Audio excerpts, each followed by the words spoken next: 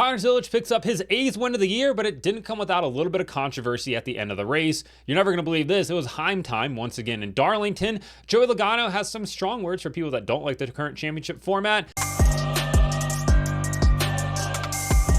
Welcome back to Break Hard. I'm Matt. On Saturday, we had a doubleheader. We had the Xfinity Series out in Portland, Oregon, and we had the Truck Series down in Darlington, South Carolina. Those are opposite ends of the country. Whoever came up with the Xfinity Series schedule this year just really did not like the Xfinity Series truckers. Having to go from Daytona to Portland to Gateway, that is one heck of a trip back and forth across the country there, because those are not close at all. Geography lesson will tell you that Portland is like 2,500 miles away, probably even a little bit further. You got to cross multiple mountain ranges to get there, all to just come back for a one race standalone out there. The CW didn't even send the booth out there, which I didn't have that big of an issue with, because their Charlotte studio at the NASCAR production facility there has so many monitors. They can see so much more of the racetrack than if they were actually there, like in a makeshift announcer's booth, because I don't believe there is an actual broadcast booth at Portland International Raceway. So yeah, I didn't have a huge issue with that. But Connor Zilisch picks up his 8th win of the season, 9th win of his career,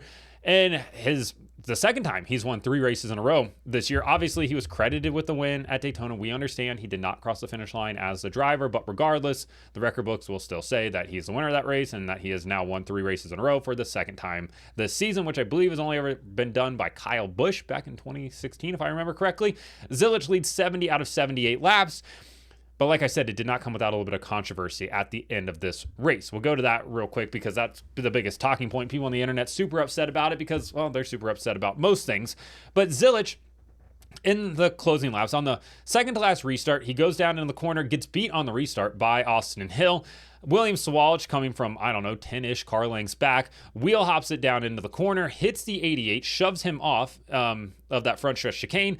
And now Zilisch has to serve the penalty. And the penalty in turn 1 in the chicane area at Portland was NASCAR set up this A-frame. Basically, like if you miss the corner, you drive in, and it's a makeshift chicane. You drive into it, you turn right, you turn left, you turn right, and then you can carry on and join on the exit of the chicane there.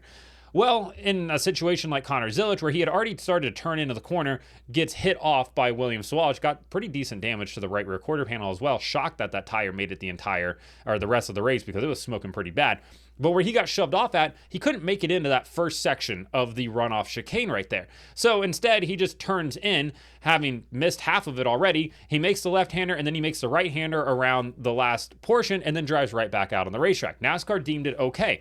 And it's like, all right, make a mental note of that, because on the final restart of the race, Zilisch, wanting to beat everybody down to turn 1, knows that he's got this card in his back pocket now, and when he gets down there, he smokes it into turn 1, trying to carry too much speed to outbrake everybody, but that's fine, because he knows he can bail on the corner, realizing he's not going to make it, and then just turn in and serve this penalty, except it's not really a penalty, because he gained time coming out of the chicane, and it helped that half the field seemingly spun out or did the shortcut as well.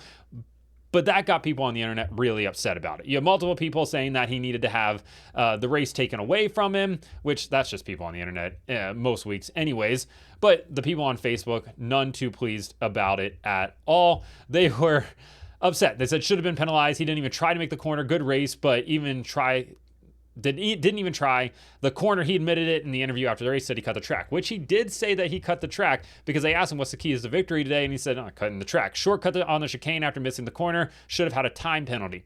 So that seemed to be a general sentiment amongst fans, because at places like the Roval, I must have just Charlotte, but at the Charlotte Roval, at Coda, at Watkins Glen, when you blow corners like that, you have to come to a complete stop and then go. It's essentially a time penalty like that, and then you can continue on.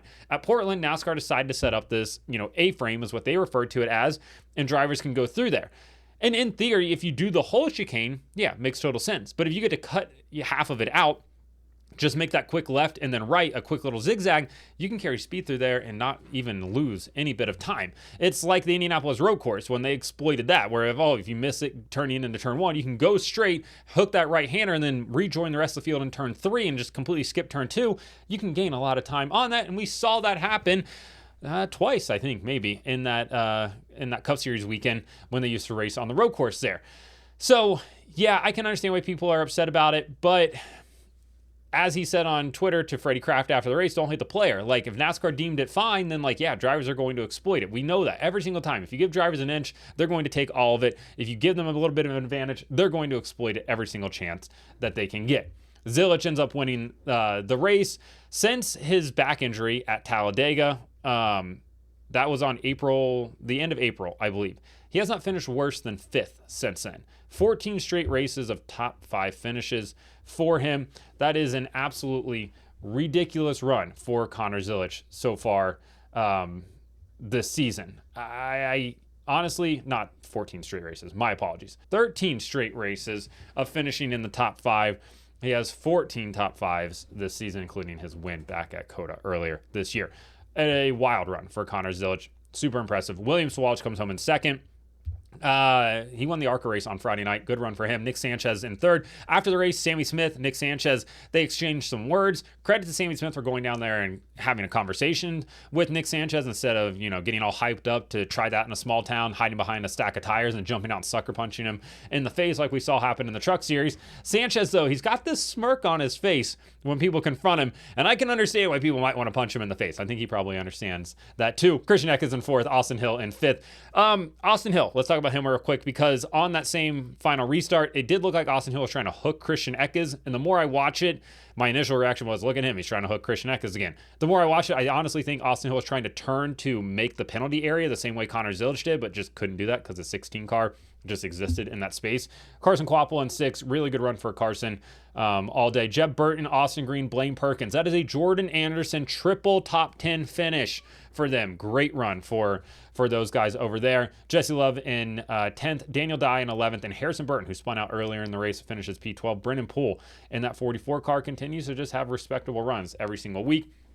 One weird incident that happened in this race, Matt DiBenedetto caught on fire, stopped his car on track in the dirt area, got out of the car, literally fell out of the car, and he said after, he got back to the medical center, got checked out and everything, that the footwell of his car was basically on fire, and he said he looked down and he saw his feet in flames, so he tried to get out of the car, and his shoestring got stuck on the pedals. So he said it took him 3 attempts to yank his foot out. When it finally did come free, he fell out of the car, landed on the ground, and was sitting there just basically ripping off his heat shields off of his heels, took his shoes off, and then was rubbing his feet because his feet were burned. He showed his heat shields on TV afterwards, and they were melted for sure. So scary moment for him. Thankfully, he's okay.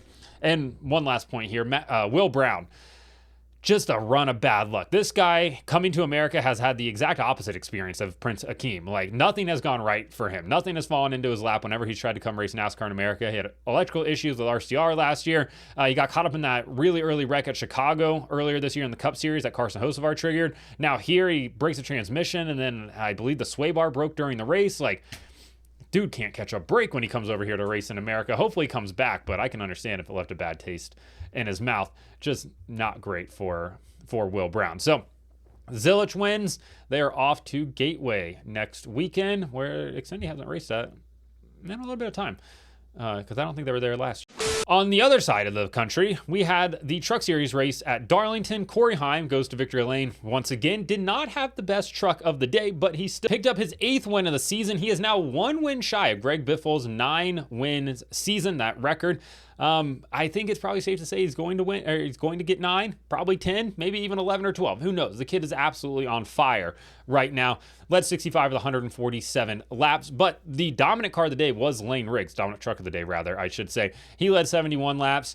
Ultimately had a tire go down. Jamie Little, just zero idea the tire went down. Oh, look at Lane Riggs. He's slowing down. It's yeah, he's got a tire. Actually, she didn't even say that. She just goes, Corey Heim to the lead. And Kevin Harvick, thankfully being there, being a competent broadcaster, was I think Lane Riggs has got an issue. And then, yeah, Jamie Little and Todd Bodine in the same booth is just too much nonsense for one booth. But overall, this is an okay race. It wasn't anything super spectacular. You had Chandler Smith very early on in the race pounds the wall, blames NASCAR for not throwing a caution, but it's dude didn't spin out. He hit the wall. There was no debris on the racetrack. Caden Honeycutt did say there were debris because he also cut down a tire. And I believe Matt Mills cut down a tire as well in stage number 1. But overall, it was an okay race. Heim locks himself into the next round of the playoffs. And right now on the outside looking in are Caden Honeycutt. He is 7 points below the cutoff, and Chandler Smith is 2 points below the cutoff right now. Jake Garcia on the bubble in that final spot. Raja Karuth is 2 points to the good as it currently stands. So Heim has locked his way into the next round. He has a 59-point lead over Lane Riggs in second. That wasn't going to be a huge issue for him by any means. But yeah, good race all around. Clean racing for the most part. Trucks are fun at Darlington. I did see Chandler Smith say that, like, without the composite body in the truck series, like, it's hard for them to run against the wall because, like, if you tag it a little bit too hard, unlike the Cup car and the Xfinity Series car, then, you know, your day might be done. But obviously they're probably getting composite bodies very, very soon. Within the next couple of seasons, so that'll probably change. Corey Day continues his development as well for Hendrick Motorsports. He was in that Spire number 7 truck, started 15th, finished 9th. I know people are probably like, who cares? He finished 9th. It's cool to see the developing as you go on through this. So great run for he in that Spire team at a track that I don't think he had been to yet. Leaving the race reviews behind, Joey Logano at NASCAR Media Day, talking to The Athletic, had some interesting things to say about the championship format and the people that don't like the format. Logano, of course, has been victorious 3 times in this current elimination style playoff format. His most controversial one coming last year, and honestly, it's not even controversial because he's just playing by the rules that were laid out by NASCAR. It's not his fault Alex Bowman got disqualified. Like, I think people get wrapped up in that.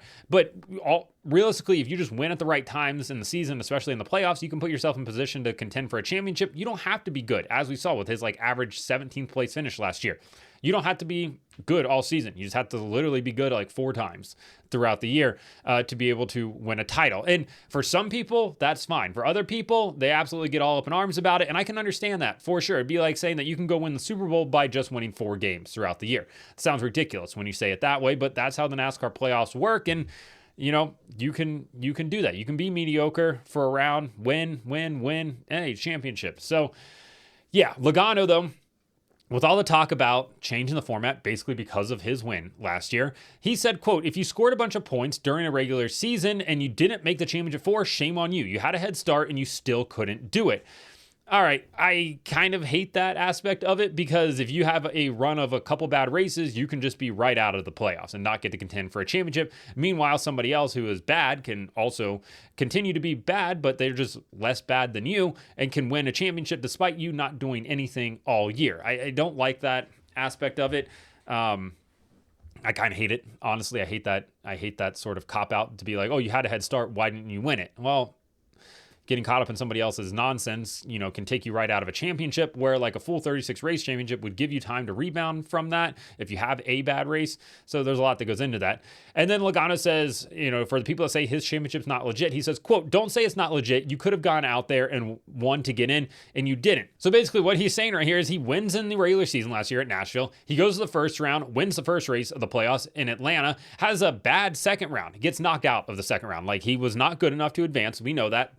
Bowman gets disqualified, Logano back in. So what does he do from there? He immediately goes out and wins Las Vegas and locks himself into that championship race at Phoenix, and then he wins again. Picks up 4 wins on the season, and he only had to be good 4 times. Like, that's all that he had to do. So I disagree with him being like, it's not legit, you could have gone out there and won and you didn't. He's right. He is right. You could have done the same thing. You could have won, you could have advanced on, but at the same time, you have to at least understand why people saying it's not legit. Ultimately, the argument with the playoffs comes down to one thing. If NASCAR didn't have this steeped entire history of, hey, we have a 36 race championship, people wouldn't complain about the playoffs. If it had always been the playoffs, people would be like, yeah, that's how you determine a champion. We don't know any other way how to do it. But that's not how it was. It was always a full, 36, 32, 28, however many races were in a season. And then you switch to this, and there's still people that remember how it used to be and think that that's a more legitimate way than how you have it now. So there's a lot that goes into it. Logano, though, did also tell The Athletic that he is a member of the playoff committee and said that there's a couple various different models out there of alternate playoff point systems that show that he would have won 4 of these now instead of the 3 that he has won. So be careful what you wish for. Here's the thing about it. I don't care that Joey Logano's won 3 championships. I don't care if he won 4 championships. I think what it comes down to for a lot of people is how the format is structured and how the champion is decided. And a one race winner take all is just not how most people want it to be done anymore. But it's the format that we currently have. It's the format we're going to have to use. And for Logano, Again, kind of like the Zilisch thing earlier, don't hate the player, hate the game type of situation. Let me know in the comments what you thought about the Xfinity Series race. Zilisch winning, did he cut the course? Should that have been a penalty? Corey Heim winning once again at Darlington, and what do you think about Joey Logano's comments about the championship format? Like and subscribe to the channel. Follow me on TikTok at BreakHard, Instagram, Twitter, and Facebook at BreakHardBlog.